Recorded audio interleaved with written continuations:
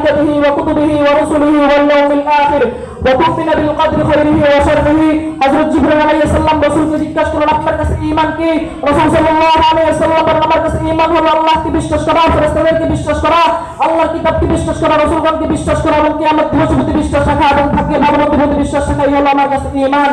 এবার আসুন ঈমানের মূল উৎস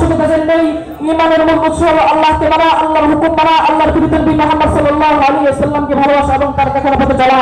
মুহতারাম হাজিরিন রাসূল সাল্লাল্লাহু আলাইহি ওয়াসাল্লাম আমাদের জীবনে সবচেয়ে বড় উপকারক তিনি মানুষদেরকে শিরক থেকে বাঁচিয়ে এক আল্লাহর ইবাদত থেকে আহ্বান করেছেন তিনি মানুষের জন্য কষ্ট সহ্য করেছেন অপমান হয়েছেন লাঞ্ছিত হয়েছেন পাথর আঘাত পেয়েছেন তার মুবারক শহীদ হয়ে গিয়েছেন তিনি আমাদের অন্ধকার থেকে আলোর পথে নিয়ে এসেছেন শুধু এই জন্য যে আমরা সঠিক সরল বুঝতে পাই তাই তার প্রতি ভালোবাসা না থাকলে আমাদের ঈমান অসম্পূর্ণ থেকে যায় মুহতারাম সূরা আল আহজাবের 6 নম্বর আয়াতে আল্লাহ বলেন আন-নাবিয়্যু আওলা বিল মুমিনিনা মিন আনফুসিহিম ওয়া আজওয়াজুহুম উম্মাহাতুহুম নবী তোমাদের নিকট তোমাদের জানের চাইতে বেশি প্রিয় হওয়া উচিত সূরা তাওবার 24 নম্বর আয়াতে আল্লাহ বলেন হে নবী আপনি বলে দিন তোমাদের পিতামাতা সন্তান সন্ততি ভাই বোন স্ত্রী ধন সম্পদ ব্যবসা বাণিজ্য আল্লাহ এবং রাসূলের চাইতে যদি বেশি প্রিয় হয়ে থাকে তাহলে তোমরা আল্লাহ তাআলার শাস্তির জন্য অপেক্ষা করো মুহতারাম এই আয়াত থেকে স্পষ্ট বোঝা যায় যে রাসূল সাল্লাল্লাহু আলাইহি ওয়াসাল্লামের প্রতি ভালোবাসা ঈমান ও পরিহার্য দাবি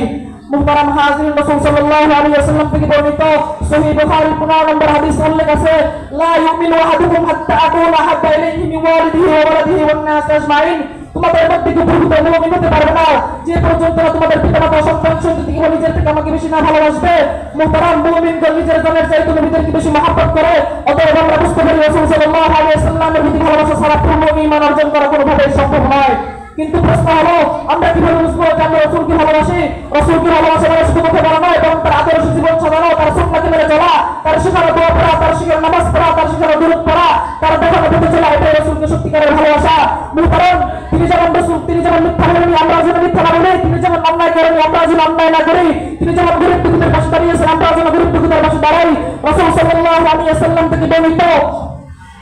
বুখারী 7280 নম্বর হাদিস রাসূল বলেন কুল্লু উম্মতি ইয়াদখুলুল জান্নাতা ইল্লা মান আবা কিলা ইয়া রাসূলুল্লাহ ওয়া মান আবা রাসূল সাল্লাল্লাহু আলাইহি ওয়াসাল্লাম জিজ্ঞেস রাসূল সাল্লাল্লাহু আলাইহি ওয়াসাল্লাম সাহাবী রাসূলুল্লাহ ইয়া রাসূলুল্লাহ রাসূল সাল্লাল্লাহু আলাইহি ওয়াসাল্লাম বলেন যে আমাকে মান্য করবে সে যে আমাকে মান্য করবে সে অস্বীকার করে যে আমাকে মান্য করবে সে আমার সঙ্গে জান্নাতে চলে যাবে আর যে আমাকে অমান্য করবে সে অস্বীকার করে তার অন্তর্ভুক্ত মুহতারাম রাসূল সাল্লাল্লাহু আলাইহি ওয়াসাল্লাম থেকে বর্ণিত তিরমিজি শরীফের 484 নম্বর হাদিসে উল্লেখ আছে আউলান নাস বিয়াউমিল কিয়ামাত আকসারুহুম আলাইহি সালাতান